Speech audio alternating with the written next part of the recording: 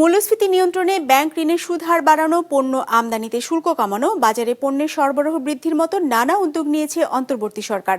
তারপরও সম্ভব হয়নি লক্ষ্যমাত্রা অনুযায়ী মূল্যস্ফীতি কমিয়ে আনা। ফলে সংসার চালাতে সাধারণ মানুষকে আয়ের পুরোটাই খরচ করতে হয়েছে কিংবা কাটছাঁট করতে হয়েছে নিত্যপণ্যের যোগান নিশ্চিতে। বিশ্লেষকরা বলছেন, মূল্যস্ফীতি নিয়ন্ত্রণ চ্যালেঞ্জ হয়ে দাঁড়াবে নতুন সরকারের জন্য। রঞ্জিবুল মিজানের রিপোর্টে বিস্তারিত।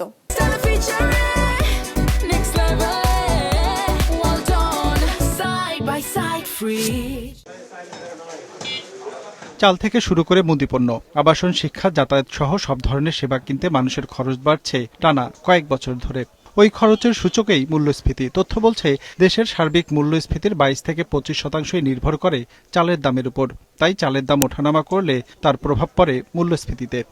ভালো 28 নতুন পুরান আছে আর কি। পুরানটা হইলো আপনার 60 টাকা, নতুন হইলো 55 টাকা, আর আপনার ভালো মিনিকেট হইলো 85 টাকা, 80 টাকা, নাজির 85-90 টাকা পর্যন্ত আছে।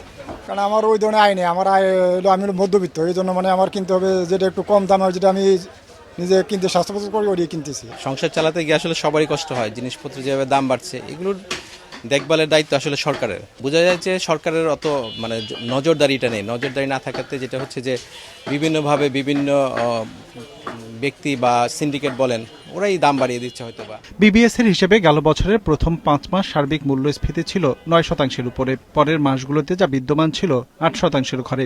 ওই বছর খাদ্যে গড় মূল্যস্ফীতি ছিল 8.20%, আর বছরব্যাপী খাদ্য বহির্ভূত মূল্যস্ফীতি ওঠানামা করেছে 9%, যা দুশ্চিন্তার বড় কারণ সাধারণের জন্য। সংসারটা খুবই কষ্টকর, খুবই দুরূহ ব্যাপার।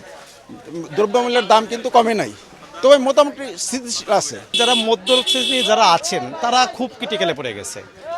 এটা কারোর কাছে শেয়ার করার মতন অবস্থান তাদের নাই, কর্মস্থানেও নাই। কর্মস্থানে বললে চাকরি ছেড়ে চলে যেতে হচ্ছে। কয়েক বছর ধরে অর্থনীতির অন্যতম চ্যালেঞ্জ ছিল মূল্যস্ফীতি, যা নিয়ন্ত্রণে সুধার বাড়ায় অন্তর্বর্তী সরকার। তেল, আলু, পেঁয়াজ সহ বেশ কিছু নিত্যপণ্যের শুল্ক কমিয়ে দেয় জাতীয় রাজস্ব বোর্ড এনবিআরও।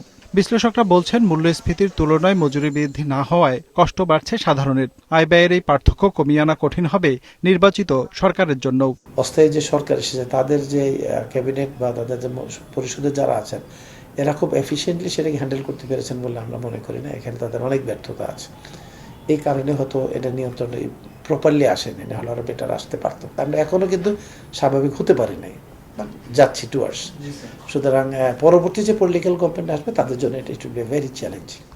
হিসাব বলছে, 2025 সালের ডিসেম্বরে দেশের সার্বিক মূল্যস্ফীতি ছিল 8.49%, যা বেড়েছে নভেম্বরের তুলনায়। রঞ্জিবুল মিজান, বিজনেস রিপোর্ট, মাছরাঙা টেলিভিশন।